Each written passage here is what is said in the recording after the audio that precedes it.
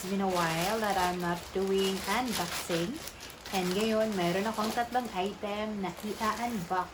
1, 2, and 3. So these two, I had bought this quite a while na. Pero hindi ko nabubuksan. So I will unbox it. Tapos may bago akong order. Ito yung dumating ngayon. So let us check what it is. Actually, these are books. So, nag-order ako ng 2 books para may mabasa-basa ako. This is it. Taran, taran, taran, taran, taran. The title of the book is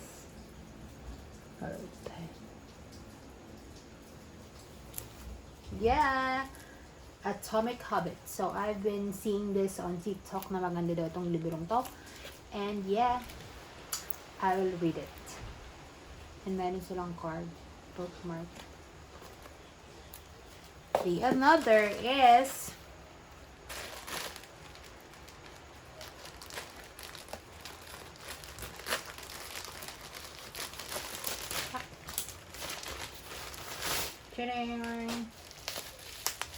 may pa-tape. Sobrang secure. May pa-tape pa sila dito. Yun, wala lang. Pero mas madali yun, diba? Hindi naman sila. Ito, may pa-hirap ng konti. So, then, nandito siya. Tapos may cover pa siya. So, very secure itong seller na ito. Ang daming, ang daming ginagay. So, ito na ulit tayo. I'm using a back camera right now, kaya medyo nahirap mag-vlog. Mas maganda yung front cam kasi nakikita mo sa sarili. Sobrang secure sa seller. Talagang secure niya yung item. Okay, tapos meron pa ulit cover. Anyway, thank you so much. Kasi, sinigure na ito. The title of this book is Master Your Emotions.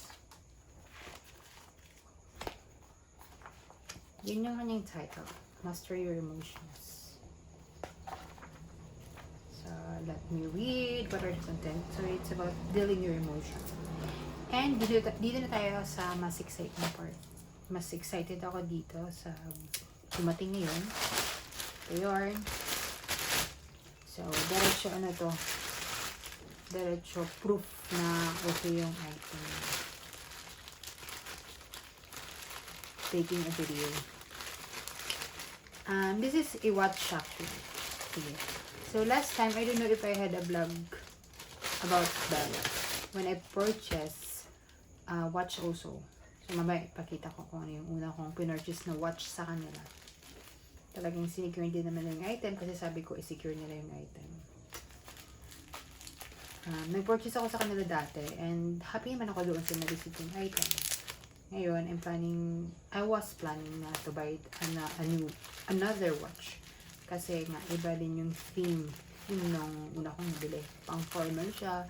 Like, pang office. Ito, hindi ito pang office. Pang gala, pang labas. Outside to. Outdoor. Kaya ako bumili. Para kung may swimming na yan. Kasi water resistant dito. So, mga second hand item pala yung binibili ko. Thank you so much, seller, for securing the item.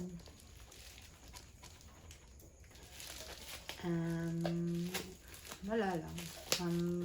Gusto ko lang bumili na kasi. Kasi mahal talaga yung brand.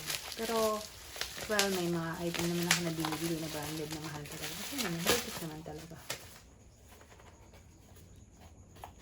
Thank you so much. May nilagay sa name. Oh my God. Sobrang secure naman. Ang dami talagang ano.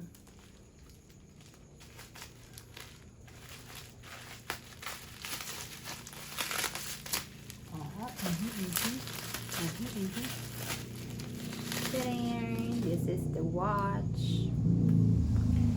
So this is a pre-love. Pero mukhang bago. Parang hindi naman nagamit.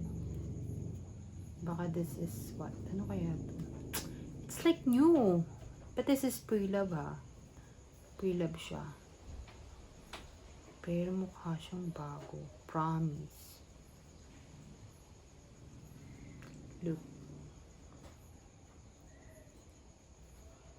Ano kayang palatandaan if it's original or not, diba? Kasi bumibili ako sa mga pre-love kasi nga mga original yung item.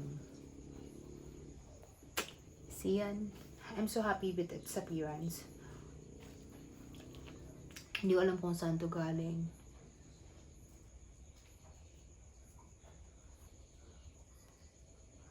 China acrylic Maybe, I don't know.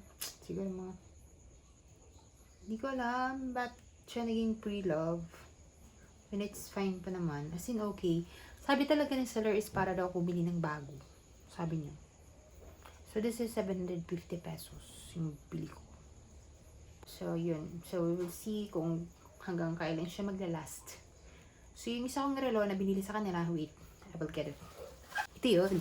Ito talaga, second hand to. Kasi makikita nyo dun sa strap. As in, it is used already. But this one, I don't know kung paano siya naging second hand. Pero hopefully, okay naman siya. Kasi diba, there are fake items. So, this was I purchased this on last August. And this is December 20. So, I have to watch now for different events, different days, different theme. So that's all for my vlog today. And by the way pala, tomorrow is I'm going to prepare the things that I will be oh my God, bringing kasi we're going to Manila. So hopefully it will be good experience. Okay. So that's it. Thank you. Be happy, be positive, and get blessed. Bye.